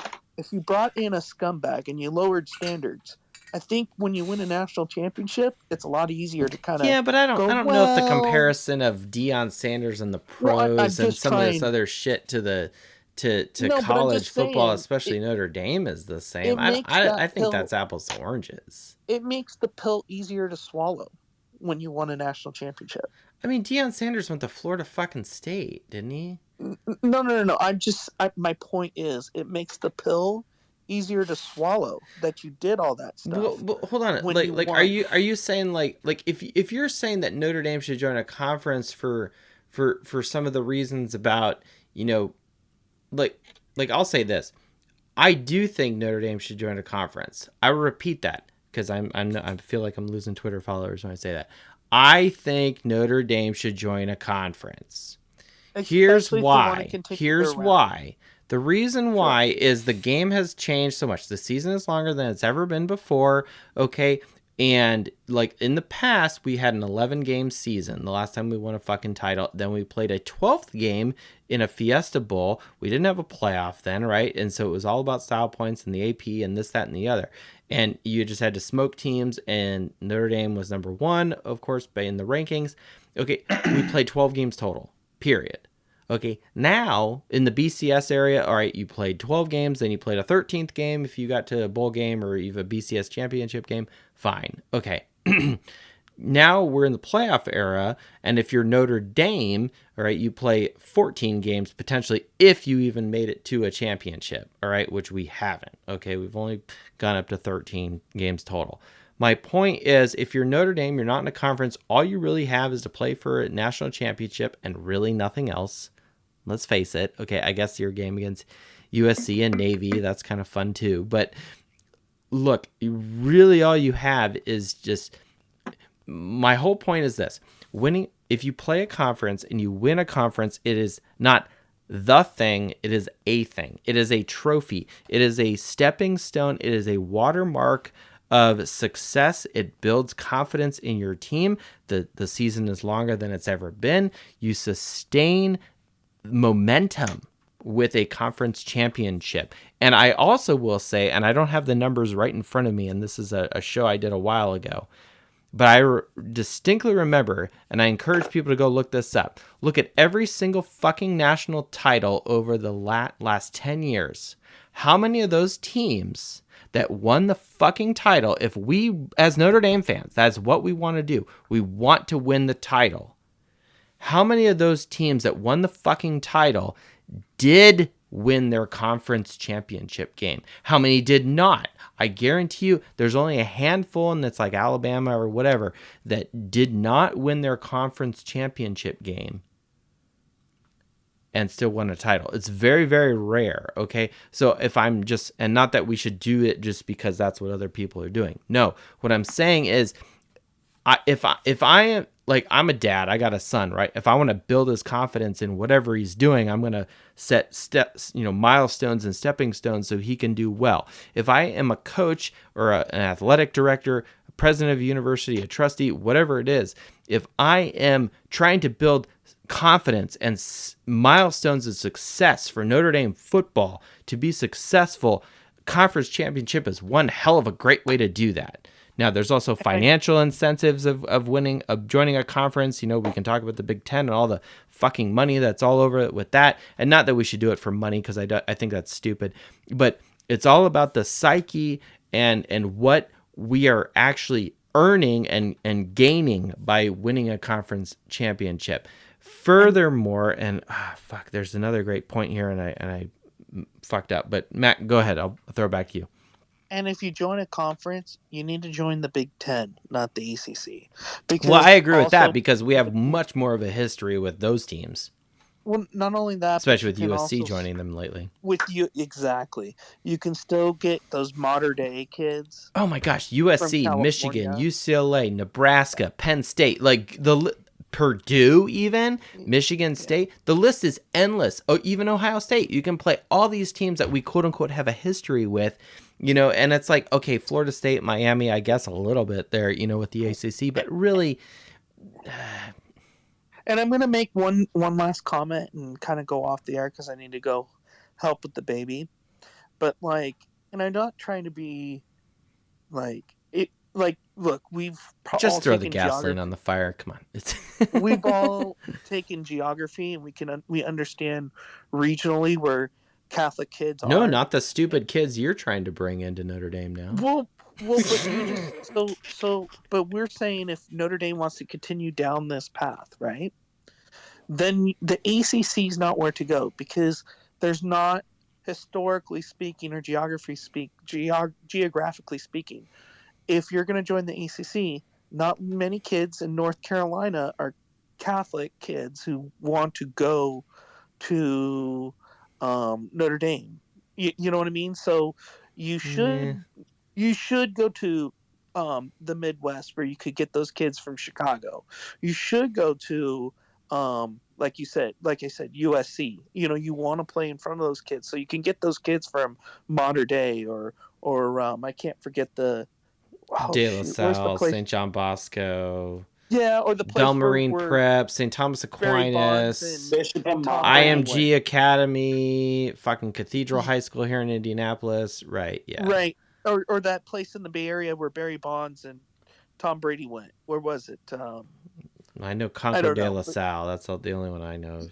Yeah, but point is you kind of want to play, if you're going to continue to have these high academic grade standards, which is fine.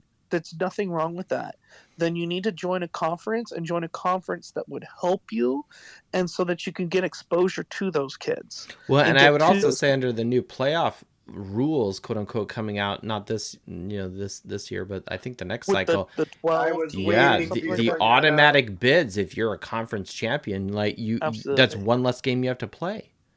And we had a very, if you have a lot of time this week, in addition to listening to episode 5, it's a 2-part episode. It's like a 3-hour show with me, That's Red Snapper. One of my favorite podcasts. I have to go back. I haven't even caught up on that, but it's such a long show. I get really belligerent and tipsy. I think, Red Snapper, you and I are shouting at each other at one point in good old fashioned brotherly, Anyway, combat. I gotta go get the baby. All right, we'll let you go, Right Mac. on, Mac. Take it easy. Great discussion, man. Oh man, I love this Macker shit we're getting into with the. Maybe he'll put us on mute, and he's got his earpods in or whatever. But the man, dude, so much to unpack there. Anything from me revealing my true hand here with the us joining a conference. Look, if you want to know more about that, go to episode 1 because I talk about that. For the record, it's not about showing your hand. You're a horrible poker player when it comes to conference alignment. No, that's why I play video poker. I play against the machine. It's fine. Or craps. Where craps, it's like you just have to read the dice and advantage dice rolling. Dice, it's a statistics game. That's all craps is. The casino is just there to make sure that the chips are moved to the right places. Coach Barsegian, where have we gone wrong? Set us right. Well, all I'll say is if Notre Dame wants to lower their academic standards for athletics, that is Notre Dame's choice. I have no control over that. All I will say is don't screw up like Alabama has, per rumor I've heard. And I'll take you way back to the days of Trent Richardson in the 2010s. Rumor has it that when he got drafted to the NFL, he was cut very quickly and early in his NFL tenure because he was so stupid. He did not know how to read blocks from his offensive line. At Alabama, he had such big hosses in front of him. They made the hole. He just ran to the hole. That's all he had to do. He was that fast.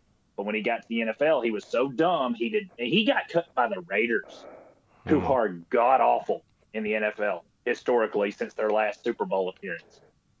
He got cut by the Raiders because he did not know how to read his offensive line blocks.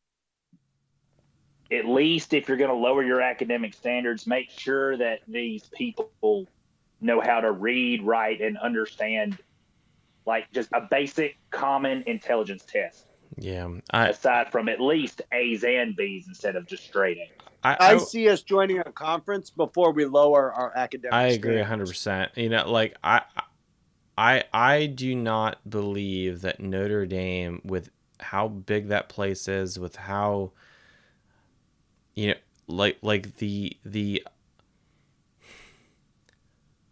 I'm not a manager at work, but I will. And granted, I have a bias with Notre Dame, but you say you're from Notre Dame, that means something.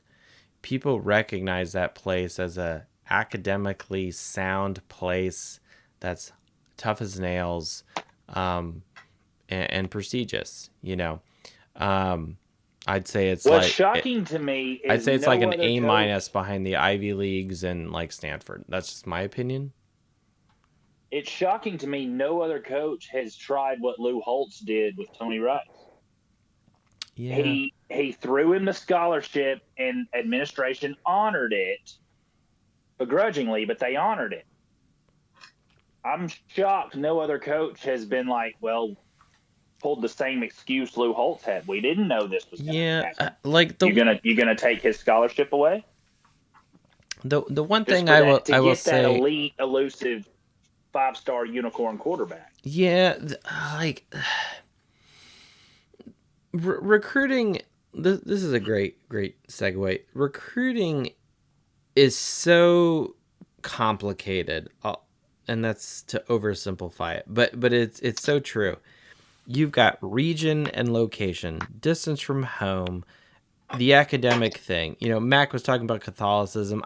I think he's given a little too much credit to that because how many of these guys on Notre Dame's roster are Catholic, right? Wasn't Trevor Laws Islamic? Who knows, right? And it's Notre Dame, If right? I remember right. They're pretty flexible on a lot of those things, right? Who knows? Who cares? It's one of those things. Look, you're there to get an education and to play football, right? That is why you're there. Okay. The religious piece. I mean, obviously, I'm a practicing Catholic. I would love for everyone, including you, Coach Parsegian, to be Catholic. But that's a personal relationship and your spirituality with God, right? I'm here to just maybe be a witness with maybe I'm not doing a good job with all the cussing and the scotch talk here, or maybe I am, who knows? But regardless, like how many of these guys are actually Catholic, right? I think Marcus Freeman converted to Catholicism because his wife was Catholic, his children were Catholic, and now he's around this environment, and it's and I've talked to multiple people who have had good conversion, discussions about Catholicism or whatever, and it's it just felt like home and some of these other things, and then if I'll go into a little bit here of the doc, I'm a cradle Catholic. The doc is a convert, but a huge history buff, and for her it was like she went back in history and realized that if I follow, Christianity back to its origins, back to Jesus, right? You end up at the Catholic Church right right after the ascension of Christ into heaven. Okay. So regardless of all the other nonsense that sometimes happens today, if we go back to the roots of Christianity, it was Catholicism. Okay. That being said, how many of these guys that go to Notre Dame are Catholic? Okay. What really brings in recruits is winning. What really brings in recruits is, weather even, look at USC or the guys down at Miami, or, pick your favorite, sunny, warm place. Okay. Playing time, that's huge. Okay.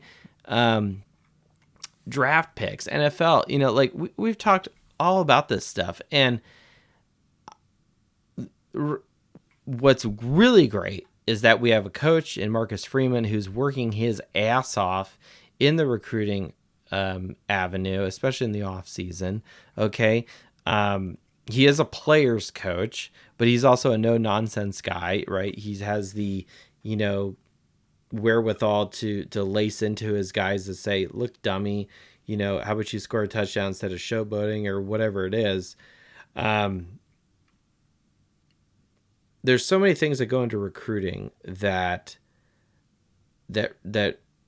are outside of Notre Dame's control and outside of Marcus Freeman's control. And I'm not convinced necessarily that lowering academic standards all of a sudden is going to be a fix all with, now we're going to have recruits like manna from heaven. No. If we had a consistent reputation of winning games that matter, i.e. bowl games, then I think we're onto something. Which leads me to the... Oh, go ahead, Coach. I was just going to say, even if Notre Dame does lower the academic standards for admission, that does not change how difficult the classes are and whether these said athletes are prepared. That's right. For that kind of what does that mean? Classwork and class load. Yeah, right. Okay, maybe you lower the academic entrance. That's a great point. That still doesn't. Does that mean that they don't have to take calculus in their freshman year? Does that mean they don't have to, take English comp or whatever the hell they're doing? I've seen it at one point, what the actual requirements are. They're not stupid Ohio State entrance math 1A college classes. No, this is Notre fucking Dame. Okay. It's a hard place. Okay. There's a reason why they say it's a 40-year decision, not a 4-year decision, right? Because it's really hard. I went there for grad school. The place literally made me cry. Okay. I'm having this moment of humility. I called the doc. We were actually dating at the time, and I'm like, whoa, I'm just going through this struggle. And she gave me a bunch of tough love, and she's just like, Joe, you're at Notre Dame. You're literally studying rocket science.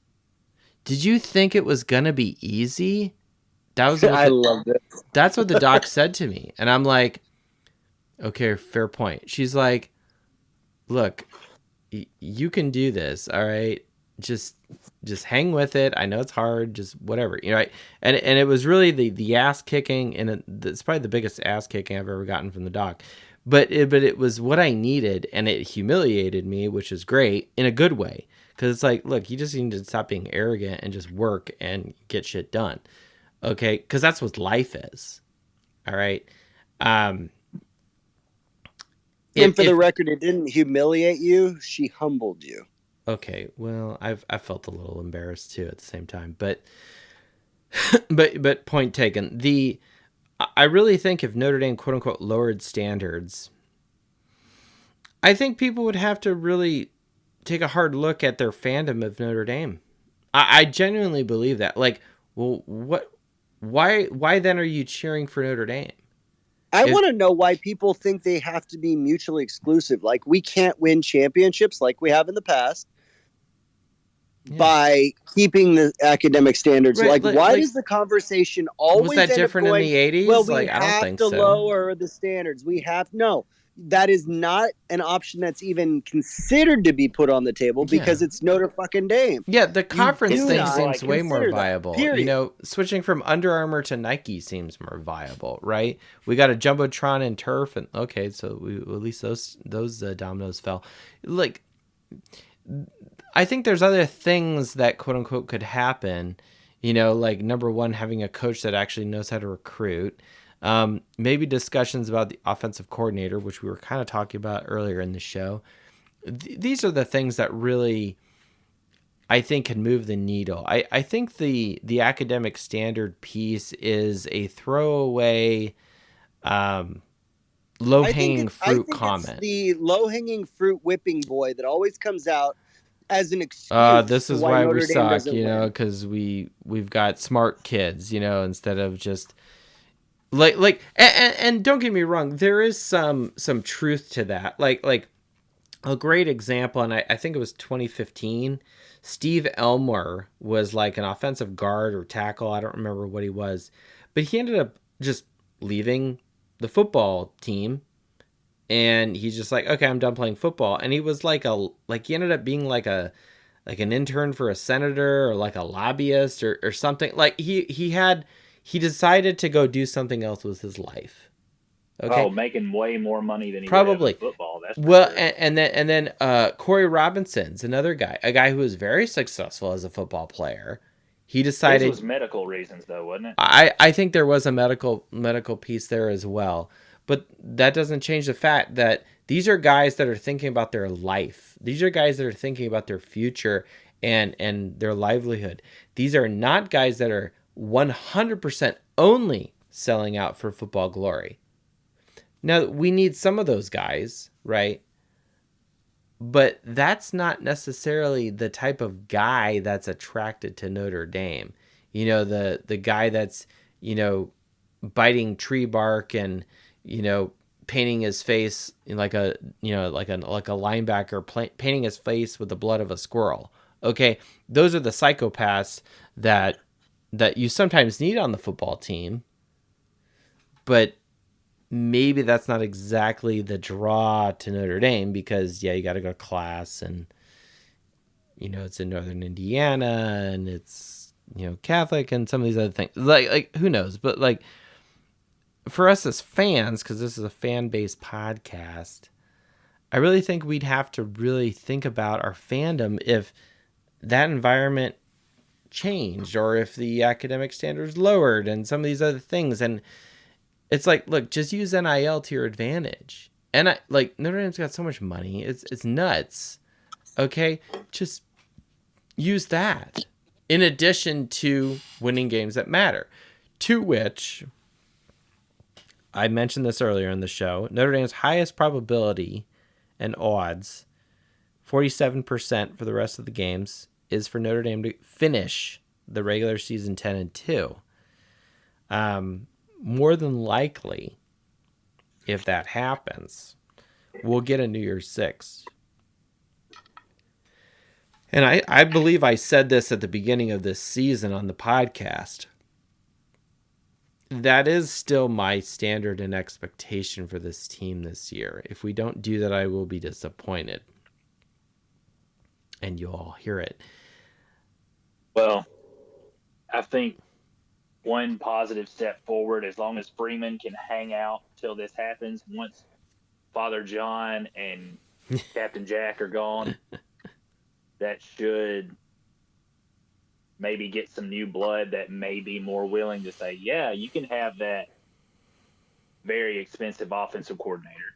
I'm very curious to see how the changes at the university level and the trustee level and the athletic department level, how that trickles down to our football team that we all love. Because I feel like I've said this before. Brian Kelly was Jack's first major hire. Oh yeah, and he didn't really want to look like he made a bad, wrong decision. So he wanted to try to stick it out. Well, and I think if you Brian transplant yourself back to the fall of 2009, and you look at who's quote unquote available as a coach, and you see Brian Kelly, you know, with his crazy fucking win percentage over at Cincinnati, a team with, you know, inadequate talent and inadequate resources, just destroying people and putting up, you know, 40, 50 points. Yeah, that's not a bad hire, and certainly a quote unquote easier sell to bring up from the Big East at the time, you know, over to Notre Dame, right? Like I don't think the hire of Brian Kelly at the time was bad. The only time I thought it was bad was in 2016. That was my inflection point. As time progressed and Notre Dame continued to shit the bed when it mattered, it's kind of like we plateaued. Right, like in 2015, right? Like, well, like, I mean, really, it was like you could even go all the way back to, you know, the Natty game against Alabama at the end of the 2012 season and say, okay, that was a point like, ooh, man, I don't know about this, you know, because that was halftime when he said, "Hope Alabama doesn't come out on the field" to the reporter. That's like, yeah, I'm done with it. That was the final. And then in 2013 we knew it was going to rebuild. 2014 was really exciting, but then, you know, we lose a close one to Florida State, and then the season just crumbles after that. I'm like, what the heck? You don't have any control of this team. And then 2015 started off really exciting. We lose a close one at Clemson. Okay, then we piss one away against Stanford, and then we just get annihilated by Urban Meyer, you know, in the bowl game, you know, the Battle Frog Fiesta Bowl in 2015, right? So that wasn't good. And then 2016 starts. We got Deshaun Kaiser coming back. This is going to be great. And then, no, 2016 was not great. And it was that season I was like, nope, I'm done with this guy. Like, he needs to go. This is year 7. It's not good. And we held on to him. And so I mean, how many miserable seasons has Saban had in his lengthy tenure at Alabama? I actually may have this, One. but it's buried. Yeah, it was first year. Yes. Yeah. So had at least 9 or 10 wins every time, in a major bowl win or bowl appearance or national championship every other year. So. Yeah, and again, there's nothing that recruits better than winning. There's nothing that recruits better than winning. And if Notre Dame continues to win, you know, a win over your rival is huge. Finishing out, you know, with wins across the board rest of the season, man, that's big time stuff. I'm really hoping for New Year's 6, and that's where I'm going. So, well, I see Uncle June here. Justin Cates, you there? How you doing, man? Yo, we're a little late here in the show. We're over 2 hours in. Gonna start winding things down the bye week here. We talked about a lot about USC hate, some offensive stuff, and now we gotten really macro about the program. So this is kind of stuff that you expect in the bye week. Well, I'm sort of glad I got in because I'm sort of with you. I don't think that lowering the standards does anything. I think that Notre Dame, because the standards are high, I think that the university and the administration should offer every advantage possible to the football program, whether that's equipment, locker rooms, anything. It should all be, you know, if you're able to make the sacrifices just to get here to play football, we should be all in behind you. Yeah. Period. Yeah, you should have the best coaching and the facilities in America. Exactly. Here's my thing about Brian Kelly, because I'm with you. I think Brian Kelly was the right hire. Yeah, at the time I thought he was a good hire too. I think it was his Everest. And I don't hear people talk about it a lot, but he got to this job. 2016 happened, and he realized this is not fun like I thought it was going to be. It's a lot of work. I do a lot of recruiting. I got to do a lot of glad handing, and I'm having to fire lifelong friends, basically. And I I mean, I think would argue after that's that kind of one of season, his problems. Like, just hire coaches that are effective, not necessarily don't hire your buddies. yeah. And then a few years later, he sees, all right, I'm I'm not willing to put in what it will take for us to win the whole thing. So I'll get, $100 million. I'll go somewhere else and I'll do it. I don't really care. But what Notre Dame sort of luck boxed into is they have a young guy who has what seems like endless energy Yeah, to he's very do hungry. all this stuff. He can do it, but man, they gotta support him. And I posted, I'm in my 40s. This is the first time I've seen Joe Montana hugging people at the end of a game. Yes. It's very clear that there was some different stuff going on as far as alumni, and Marcus is I say Marcus like he's my friend, Free, Free, my boy. These guys are welcome when they come back. It creates an incredible culture. Um, I don't know, man. I feel like we got to get behind this guy, the new president and the new AD. Let's get him. Let's do NIL. Let's figure out if we're the best in the country. So let's find out how to be the best in the country at everything, at NIL, at facilities, at strength conditioning. Let's get behind. And if we can't just pluck any kid off the street because of academic requirements, then the kids who qualify to get here should get every stinking thing to make themselves great. Yeah. No, I'm with you 100%. I think that's the way to go. I mean, it's Notre Dame has and can offer things that other places can't. And if Notre Dame is not tapping into that, like you just described, I think they're foolish, and it's like what to what do you gain by not sharing that with the current players, with the new recruits, with why would you not want Joe Montana to just kind of hang out on the sidelines or shake people's hands as they go into the locker room? Like, that's not distracting, and Joe Montana's been there. He's not gonna put the headset on and start calling plays and be disruptive. No, the guy's a legend. He's a Super Bowl winner. He walks on water when he steps on Notre Dame, and he loves Notre Dame, right? Like, this isn't like this. He's not a politician that you're trying to grease palms with. No, this is a good guy right? who's all Notre Dame. Oh. He ain't like atomic, or he's not radiate. It's not going to give you radiation. He's a pretty straight down the middle, made for TV kind of guy. Yeah. So I'm with you. Yeah. The look, ball's in Notre Dame's court here, obviously. And clearly there's some changes happening very, very high up at the administration level and at the president level, etc. So yeah, we'll be here fighting Irish faithful to figure it out. Honestly, it's kind of like a hostile takeover. All the upper management is getting shifted out. I know. I was thinking that the interesting. other night, like barbarians. It's like they're running and taking it over.